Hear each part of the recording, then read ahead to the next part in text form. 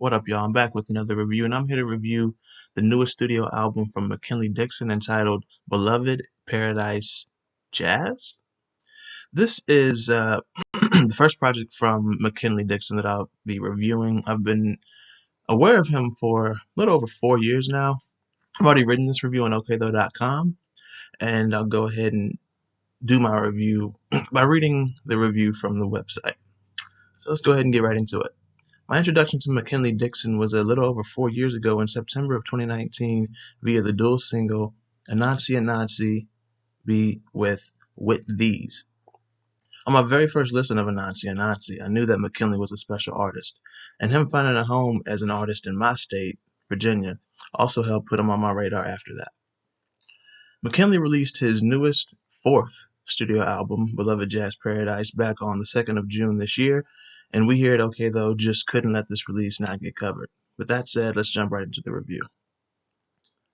Now, this album has its tone set not in how cinematic the sound and aura is on the opener, Hanif Reads Tony, but it has the tone set in the overall picture being painted by poet Hanif, try not to butcher this name, Abdurraqib, reading of an excerpt from Toni Morrison's novel Jazz.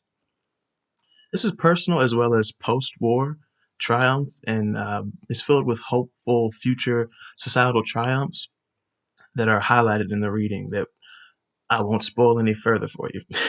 Now, the first traditional song, Sun I Rise, features the soulful Angelica Garcia.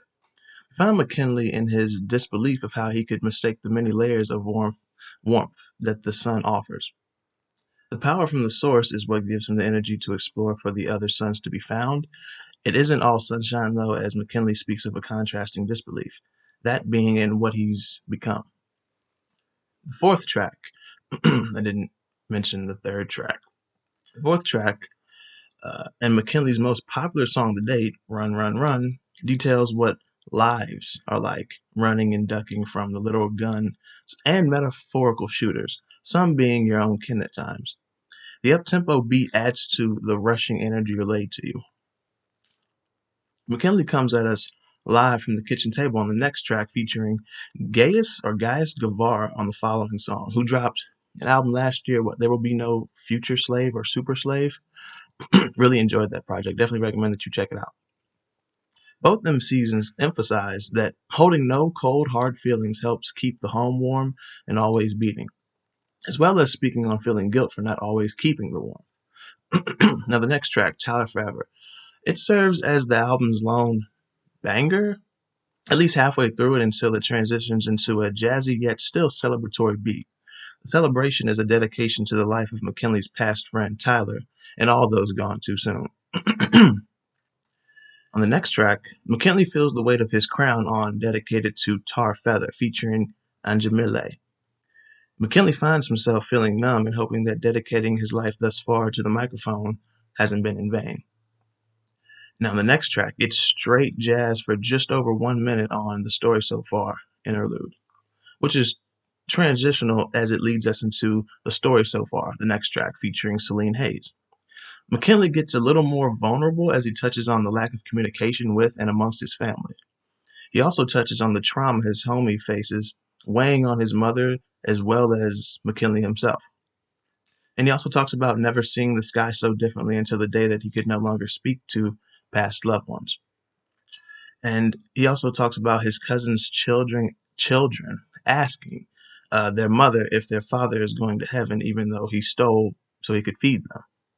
Celine then comes in at the end expressing that it's mind over matter that helps her breathe through the stress. And then the album is sent off by the title track, Beloved Paradise Jazz, featuring Jaylen Brown. Surrounded by his people, McKinley feels restored. He once held the appearance of being defeated, but even in the face of feeling his loved one slowly leave his arms, it's the home found in his title track that helps him remain intact. And that's the review. Pretty short, I know, and not as off the cuff as my reviews tend to be, even when I'm reading the review that I've written, which seems to be like par for the course now for me, just writing the review, then recording me reading off what I've written. And it'll stay that way, but I'm also going to try to be off the cuff and just read from notes that I haven't written on the projects that I review. I definitely recommend that you check this project out if you haven't heard it. And if you have heard the project, let me know what you think about it in the comment section below, what you think about my review on the project. And yeah, be sure to hit the like button if you like this review, share the review if you liked it, subscribe to the channel if you're new and like the content that you see. Check the description, all my links that are essential to connecting with me further outside of YouTube. They're in the description below as well. And just to let y'all know now, I have minus this album, so it would be 17 albums now. I have 17 projects that are potential reviews for this year.